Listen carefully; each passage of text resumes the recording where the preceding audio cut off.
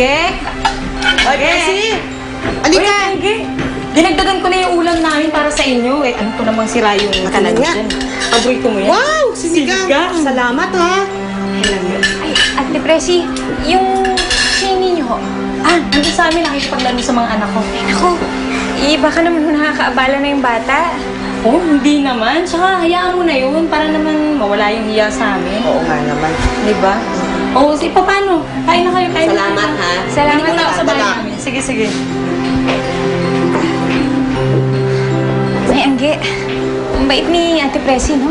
Ay, naku, oo naman. Alam mo ba nung iniwan niya ng nanay niya? Ang nanay ko na ang kumupkup sa kanya. Katapos ako nang tumayong ate niya, nanay ko na rin ang nagpaaral sa kanya.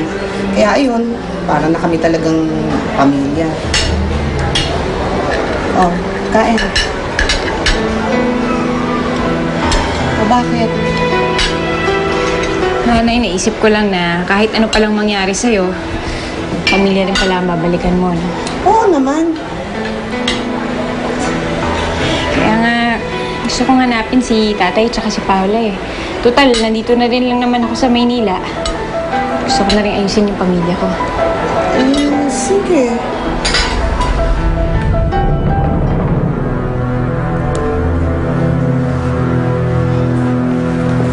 Oh, may pasok ka ba ngayon?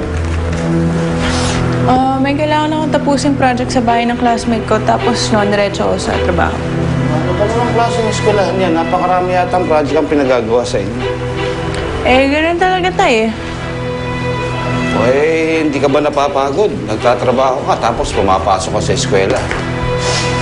Tay, sabi nga ni Chang Ruby, wala akong karapatang magreklamo. Alam niyo tayo, kung di ako makakabenta, hindi tayo makakakain, hindi ako makakapag-aral, hindi tayo mabubuhay. Para namang walang kwenta yung pinaghahanap buhayan ko sa sinasabi mo. Hindi naman sa ganun, Tay. Pero aminin niyo, mas malaki kinikita ko sa inyo.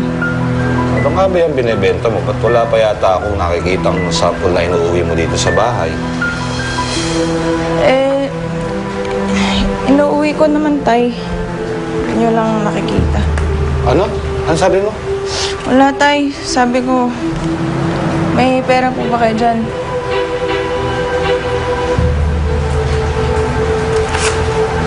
Tay. Tabi niyo na muna yan. Siya, mauna na po ako. Mag-ingat ka.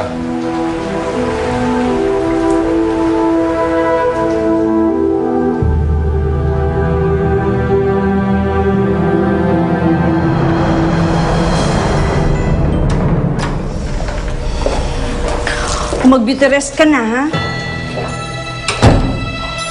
Kumusta?